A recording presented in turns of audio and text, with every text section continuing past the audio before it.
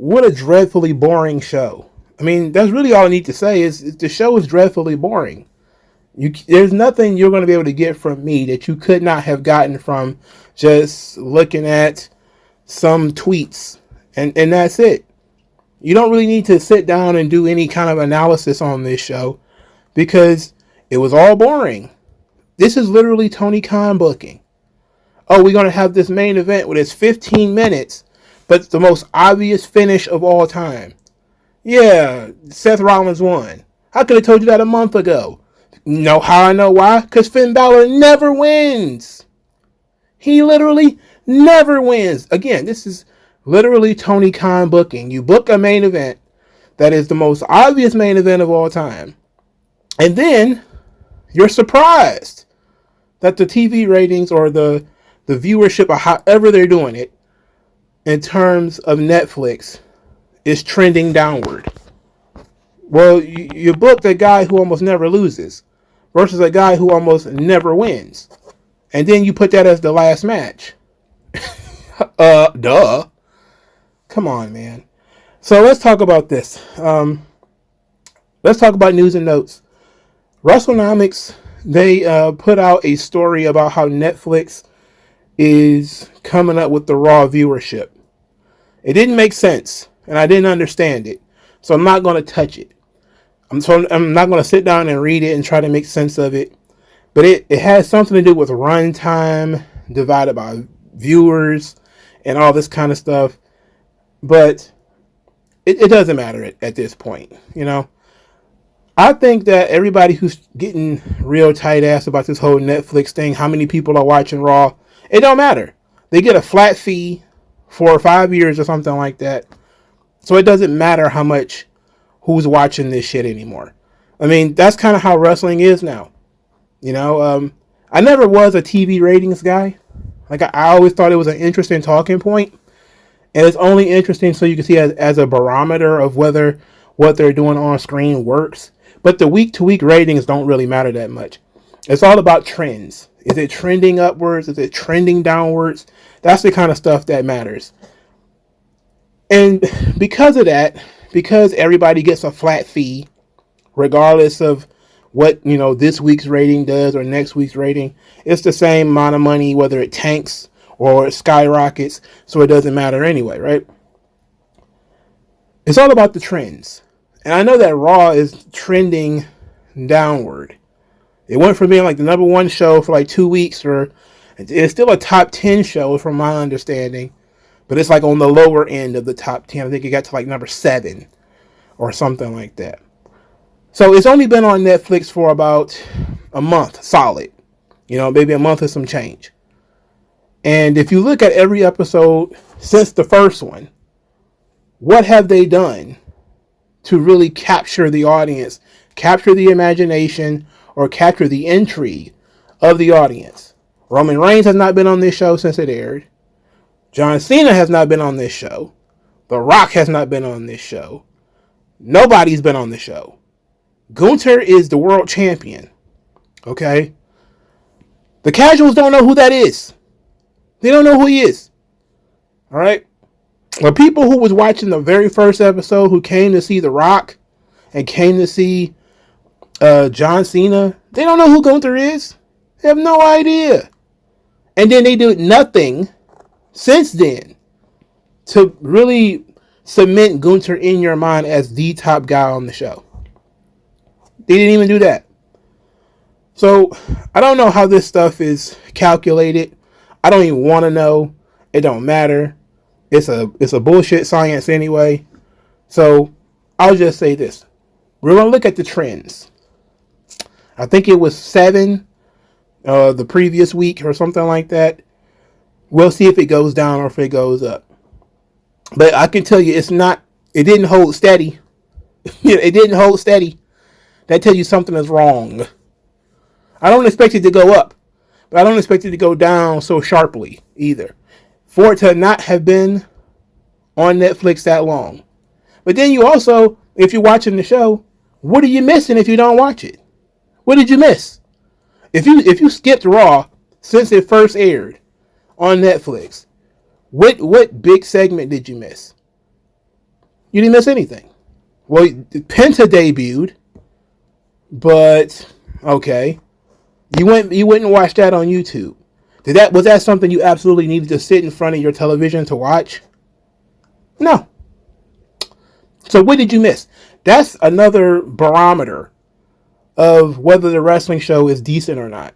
Sometimes people will feel like you had to be there for this particular car crash, this segment that was so bad. You absolutely have to see it. And sometimes that's how segments worked in the past. Things like the gobbledygooker. You have to be there. Like, oh my God, this was so terrible.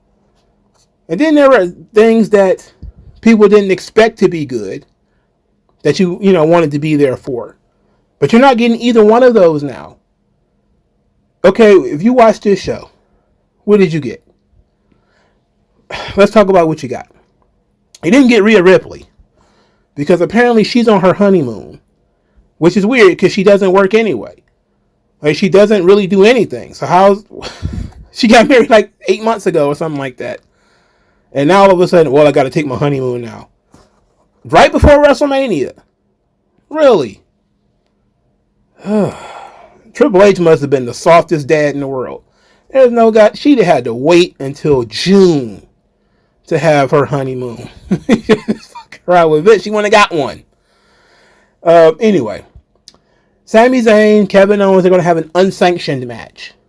Because Sami Zayn had to yell at Adam Pearce about this. Sami Zayn, who got power drived by Kevin Owens just, a week or so ago? Randy Orton got power drived by Kevin Owens 2 months ago. He's still gone. Are you telling me that Sami Zayn is tougher and more resilient than Randy Orton? Or is Randy Orton went AWOL again? He's got a history of doing that. Did he just pack his bags and now he's hiding somewhere in Iowa and Nebraska and they can't find him? He's not answering his phone? How come he can't show back up, but we got Sami Zayn's scruffy ass every week? Whatever. Unsanctioned match. I have no interest in watching Kevin Owens and Sami Zayn wrestle. I have some interest in Sami Zayn doing something. I have no interest in Kevin Owens. Just none. None whatsoever. They're building some kind of storyline between Sami Zayn and Karrion Kross. But they've only interacted, I think, maybe once or twice. Outside of that, it's basically Karrion Kross stalking Sami Zayn, being very cryptic about wanting Sami Zayn to turn things around. I guess he wanted him to turn heel. This whole Karrion Kross thing is he wants to make people turn. Wants to find their weaknesses and manipulate them. This guy has some kind of job security because of the people that were released. Some of them were on television a lot less than Karrion Kross. Now let me correct myself. Well, I want you to understand. I like Karrion Kross. I liked him in TNA, liked him in MLW, liked him when he was on the Indies, liked him in NXT, like him now. But he's not over, and they don't use him. He doesn't wrestle, and he only talks in these very short segments, usually to no reaction. So what are we doing? He needs to sacrifice Sami Zayn, cut his guts open. See, y'all want to make fun of shit like when Vince wanted to have Seth Rollins stab Rey Mysterio in the eye with the steel steps or whatever. But that shit was memorable. This feud is just this guy is following this guy around. Why? I don't know. Do you know? No. Does Triple H know? No. It would make a lot more sense if it was just, Karrion Kross is a crazy bastard. He stabbed Sami Zayn in the eye. Hey, that's a hell of a story. What did he do that for? Because he's crazy and he's a badass. Oh, okay, well, that makes sense. Now Sami Zayn wants to fight him. That makes sense. He stabbed him in the fucking face. But they're not doing anything like that now. You can't get anybody stabbed in the face now. You can almost murder people. And you'll come out dressed like a fucking cheerleader. Rather than actually trying to kill somebody. There's no heat. I'm going to get there. I'm going to get there. I'm trying to push through this. So Karrion Kross is a thing that Triple H insists on, which is fine. Again, I like the guy. But can you at least make him interesting? Okay? Otherwise, you could just sent him packing when you got rid of AOP. Which is very strange that you fired 90% of the guys fucking stable. Now he just shows up on Raw by himself. With no explanation. Everybody's like, where did his guys go? What happened? Doesn't matter. Nobody cares anyway. So, whatever. We got more Judgment Day crap. They're backstage arguing again. Finn, it's just... everything about Finn Balor is a disaster. Alright? Him even being involved with this Judgment Day stuff is not working. Time for him to do something else. But the Judgment Day went 0 for 3 throughout the night. Dominic Mysterio lost to AJ Styles, which of course makes sense. That match was actually entertaining. I was entertained by Styles versus Dominic Mysterio. Dominic Mysterio, not nearly as over as he used to be. They took their foot off the gas when it comes to Dominic. And there was that time frame right there when Dominic was the hottest heel in the business. And they made him like the NXT North American champion. And he was able to bump ratings for NXT for a little while. Then they took the belt off of him for God knows what reason. I think they gave it to Dragon Lee. Or they gave it to somebody. But it didn't do them any good because, they should have made him like the Intercontinental Champion or something. Or a tag team champion. Because guess what? Nobody cares who the tag team champions are. So he should have a title. He should have had a belt. So that beating him would have mattered. Yes, you can beat Dominic 100 times and it won't kill his heat. Because he was that good. But when you stop putting him in front of the audience, when you stop featuring him, that kills his heat. Alright? When he's not featured anymore. So, okay. He lost to AJ Styles. No big deal. So then, Bron Breakker tries to spear AJ Styles from behind. AJ spider sense tingled and he moved.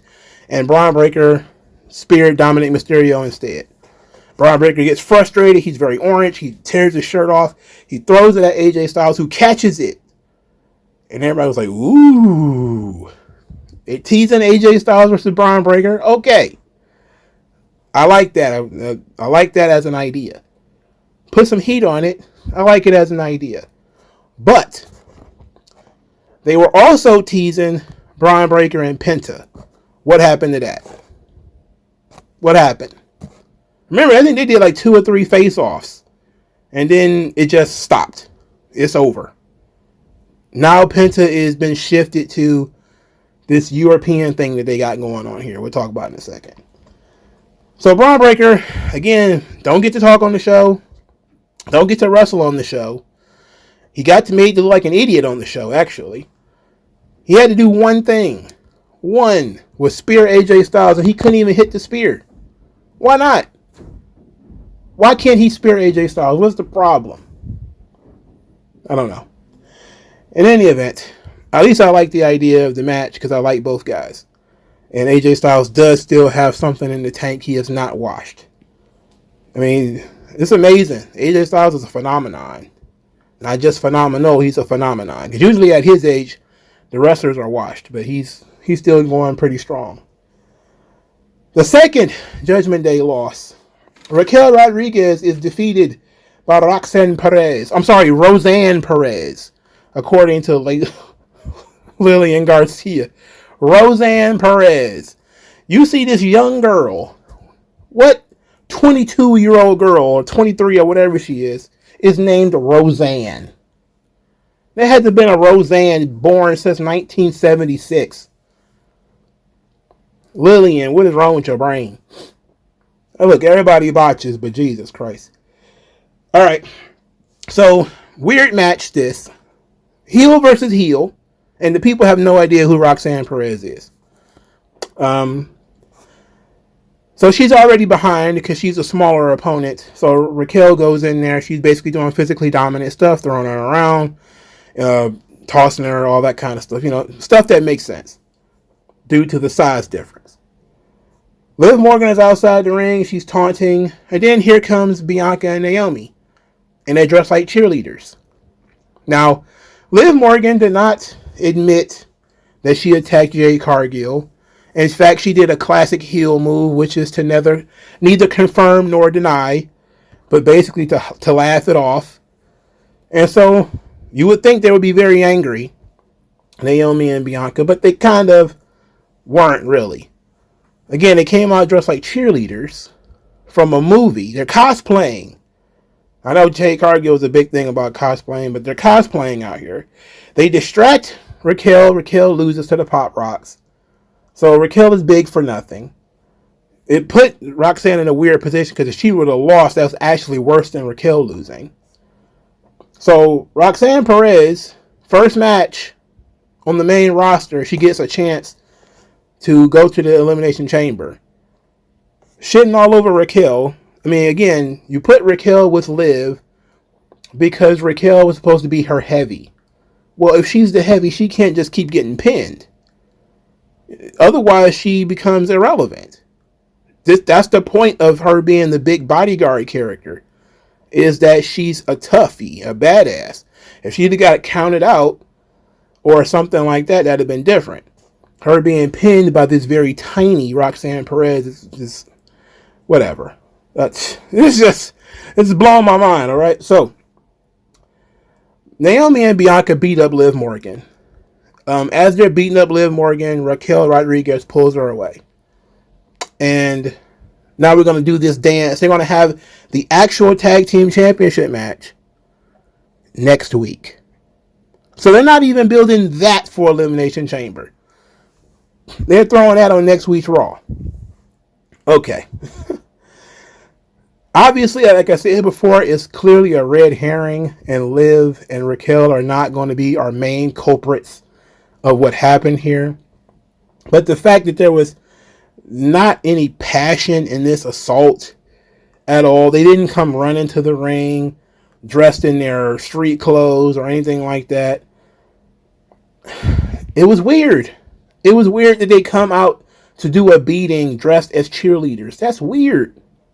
Whose idea was that? It was probably theirs, right? And nobody thought about it. But yeah, you should have been wearing like regular street clothes. That's one of the times where wearing regular street clothes would have made sense. And then they do a promo afterwards. Bianca and Naomi I'm talking about here. And at no time did they say, we're not done with Liv and Raquel. We're going to continue to pursue them. We're going to kick their asses. We're not done. We're going to do to them what they did to Jade. No. They said, blah, blah, blah, blah, blah. And then they started talking about Elimination Chamber. How they have to fight each other in the Elimination Chamber. Oh, I thought the whole Jade being murdered thing was important. Apparently it's not. There's all kinds of video of Jade Cargill's abs where she looked like a Snickers bar in the midsection. And all of a sudden, she's at the PC, doing 2-a-days or whatever the fuck. And I'm like, okay, what's happening? She's been gone for an egregious amount of time. And you can make the guess that they're probably very trepidatious about bringing her back. They're probably like, I don't know, she sucks so bad. Why are we bringing her back? There's people worse than her. My God, Raquel Rodriguez was just on this show. And she's not good at all. And speaking of somebody else who's not good at all, we'll get to in a second. But the lack of emotion, the lack of drama, I've been beating the drum about this, is a big AEW problem. Big WWE problem now too. WWE used to be super dramatic. It was quite often over dramatic. But that's what got people into it, like a telenovela. Where people overreact to everything. That's what WWE has. That's what made it successful. The Bloodline story was guys pacing back and forth and being stressed out and yelling at each other and being, engaged emotionally. All that's gone. All of that is gone. Instead of using what worked there and putting it in a different context, like when Naomi and Bianca being very furious about what happened to Jade and being very serious about it, they came out dressed like cheerleaders. They beat her up. They beat up Liv a little bit, let them run away, and then when they talked about it, they didn't say the classic babyface thing about how that's not nearly enough. I want you in a steel cage. I want blah blah blah blah blah, or nothing. Nothing like that. Nothing like that. And I just thought about it. Of course, they wouldn't have the tag team championship match at Elimination Chamber because Naomi and Bianca are going to be in the chamber. I just thought about it. But to blow that match off so soon tells me that, of course, we're not at the end of that story yet. So then we get the big finish. Finn Balor loses to Seth Rollins. And he just lost clean. That was it. He went in there, he wrestled, and he lost. Finn Balor never wins. Seth Rollins very rarely loses. So there's that. Judgment Day 0-3.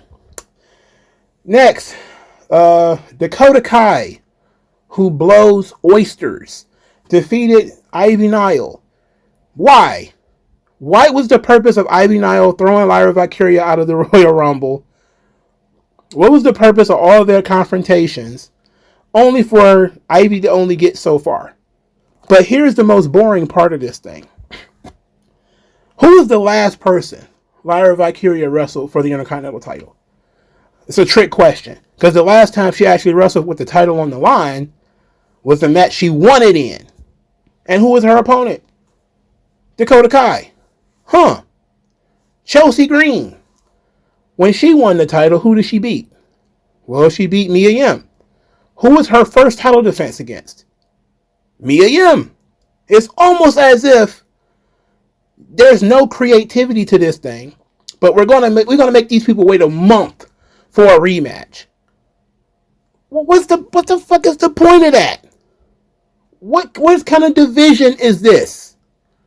Your division is Lyra Valkyria wins the title, sits in the crowd for 4 weeks, gets out of the crowd, loses to Bayley like she should be sitting in the crowd, then comes back and has to wrestle the same person she already beat because there's nobody else ready. But there was this thing that she had with Ivy Nile during January. Well, I'm sorry, the late January, the early part of February, that is now nothing. Now all that's pointless. They had this storyline where Ivy Nile and the Creed brothers were expected to have championships when Gable comes back. We weren't told when Gable was going to be back. And now both of them have blown the title shots. Now Ivy just plain lost. And the Creeds, they got disqualified on purpose. But Ivy just went in there and got beat by this paperweight in a wig. I don't understand how anybody likes Dakota Kai. Alright? She's a crybaby. She sucks. And then when she had a chance to talk, oh my God, she spoke words. She called Ivy Nile a whippersnapper. Could you believe... Wait a minute. Can you believe if Roman Reigns would have called somebody a whippersnapper? When he said suffering succotash, that never went away. She called Ivy Nile a whippersnapper. And everybody was like, oh, Dakota Kai, she's so cute. I love her. I love her Twitch streams. Your mama and daddy are probably cousins. First cousins. Smooching at the family reunion. If you are a fan of Dakota Kai. You can't be serious. You're inbred. This is ridiculous. Why do we have these belts? Get rid of these fucking belts. I'm not even anti-women's wrestling like that, but these middle card belts are worthless. They're absolutely worthless. You didn't beat the champions in non-title matches. They go months and months without even being seen. What the fuck is the point of these things? Really. And the least over girls in the history of the fucking business are wrestling for the belts. Mia Yim is actually admitting she don't even know what her character is. She don't even know who she is. And she keeps getting opportunities. She's in podcasts giggling like, I don't know who I am. I don't know what kind of character I got. Why the fuck she's on TV? How long she been in the business? Over a decade. She doesn't know how to be a character? Get her ass out of here. Get her out of here. There's no hate. But you've been around too long. You're too old to have to be told how to work your gimmick and how to connect with the audience. You're too old. We're done here. There's plenty of people who got that connection. And they've been in the business half as long. You apparently are inept, incompetent, don't know how to do your job. All right? Very bad. Not good. Moving on. Gunther. Speaking of, well, at least Gunther does have a reaction. He mocked Jey Uso's entrance, walking through the crowd, talking about how the crowd stinks and all this kind of stuff. Said that the crowd are simple people. And he's going to, wrestling in front of these people is like reading Shakespeare to a dog, which I thought was pretty good. It's a turn of phrase similar to what Zack Sabre Jr. said about wrestling in front of Americans. Then he said he's tired of the lack of competition. He's going to bleed Jey Uso, and the blood's going to be on our hands for yeeting and giving him confidence. He then put the full court press on Michael Cole and Pat McAfee. Can Jey Uso beat me? Michael Cole was too scared to answer. And then we got a moment of Pat McAfee get to put himself over, because of course he does. Who else is going to put over Pat McAfee but Pat McAfee? Heavens to Betsy. And his response didn't make sense. His response is, I hope Jey Uso can beat you. What? I hope? Wasn't he supposed to be like, hell yeah, Jey Uso can beat you? And he's gonna beat you. No, it was like, I hope he can beat you. Well, goddamn. That's what a ringing endorsement that is. I hope you win, Jey. Not, you can do it, but I hope you can do it. You're not exactly putting money on him, you know. Anyway, Jey Uso came out there. Him and Gunther brawled. And then Jey Uso cut the most basic bitch babyface promo. They doubted me, oos. They doubted me, oos. You've been saying that shit for like 2 weeks already. It's been 2-3 weeks already. They said we got another 2 months of this. 2 more months. We're not going to get an angle out of this. I guarantee it. It's not going to be Gunther taking the ring post and smashing it in Jey Uso's throat or nothing like that. It's just going to be Gunther runs Jey down. Jey is, they're doubting me. Yeet. They're doubting me, oos. Yeet. I'm going to win the world title. Yeet. For 2 fucking months? Get real. That's not going to work. The energy out of this thing is going to drain out. And they're going to blame Jey for it. But it ain't Jey's fault. It's the booker's fault. It's his fault. Because he prefers a dry, unsalted product. And the people who are trying to put this shit over, you know, they want this boring ass shit. This shit boring, bud. Penta defeated Pete Dunne. Oh, this was in question. No, it wasn't. Why? Why is he wrestling Pete Dunne again? Ludwig Kaiser's out there. All right, Ludwig's fine. Ludwig Kaiser is trying to distract Penta. That fails. You know, Penta ends up throwing Dunne into Kaiser. Then he beats Dunne. And then Dunne and Kaiser are fighting. And then Penta takes out both of them. And I'm thinking, why are they having a 3-way feud? What's the end goal? Both of these guys have lost to Penta already. So now the point is, Kaiser's going to fight Dunne? Look, I like Kaiser, but I don't give a fuck about Pete Dunne. You can leave that moonface heifer somewhere else. You know? And I know the word heifer is usually used for women, but it fits in this situation. I don't get it. I don't understand. Why are we being subjected to Pete Dunne? Doesn't make sense to me. But do what you do, Triple H. This show is the cure for insomnia. I can tell you that. Again, has anything I said gotten you all jazzed up and in the mood for WrestleMania? No. Remember when they did that one segment between Brock and Roman where they did like the tug of war for the belt. And he was like, this is the stupidest thing in the world. Well, I wish they would have done the tug of war. Somebody needs to do something. The New Day. This was actually a pretty good segment. Kofi Kingston was talking about why he should be the locker room leader, not Rey Mysterio. He's been in WWE longer. He's won more titles. He never left. He should be the locker room leader. It was audacious of Rey Mysterio to throw him out of the locker room. That was pretty good. Then Dragon Lee got to talk. Interesting. And he didn't really get to say much. All he got to do was say that New Day sucks. And then they brawled. And then there was another separation. Just generic brawling with guys being separated. Okay. At least New Day's part was good.